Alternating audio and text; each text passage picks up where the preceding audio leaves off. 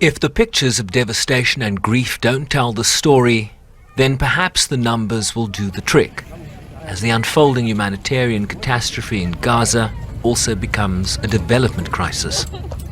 The Syrian economy used to lose 1% of GDP per month. We have lost already 4% of GDP, not just of Gaza economy. I need to insist, even though the fighting is in Gaza, but the whole Palestinian economy has lost already 4% of GDP. If this fight continues till the end of the second month, the loss will be more than 8% of GDP. And if it continues till the end of the year, we are going to have a 12% loss in GDP. Gaza was already in dire straits before the recent conflict broke out after Hamas's attack on Israel. An unemployment rate of 41%. 63% of households were food insecure, and nearly 80% of children were in dire need of assistance. Add to that a death toll of more than 10,500, including over 4,000 children, while as of November 3rd, 50% of housing units had been totally destroyed and over 200,000 units partially damaged. And if the war persists, the assessment warns that Gaza's population might have nowhere to go. With 96%, almost the entire population of Gaza facing unprecedented deprivation of all essential services while falling into multidimensional poverty. Even more important, if I may say, is the loss to human development.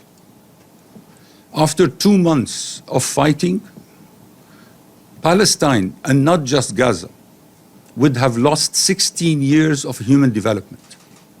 Health and education and infrastructure and economic growth, that would be wiped out.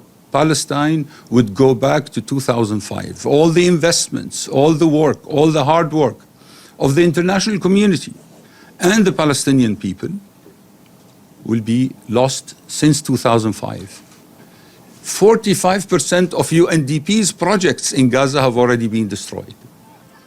They warn that as a result, the region will face a long-lasting internal displacement situation in Gaza with all its humanitarian, economic, developmental and security consequences. It took 4 years of fighting in Syria to lose that percentage of housing that Gaza lost in 1 month. It's unprecedented. So rebuilding that later on, that will be a challenge because we will be living with a long-term humanitarian crisis even after the war ends. The cost of that rebuilding, the conditions of that rebuilding, the parameters of that rebuilding will be something which has to be looked at in an exceptional manner. And a population in need of hope and solidarity.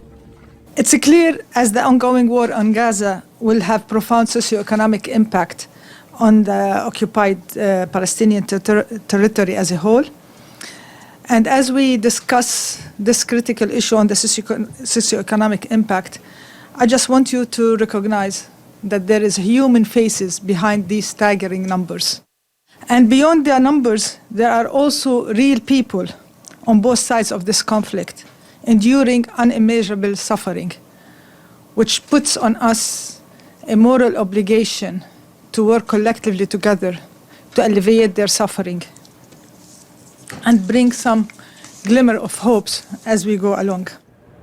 And while this war is still ongoing, Gaza already faces a massive development deficit that will only grow larger with each additional day that this conflict is allowed to continue.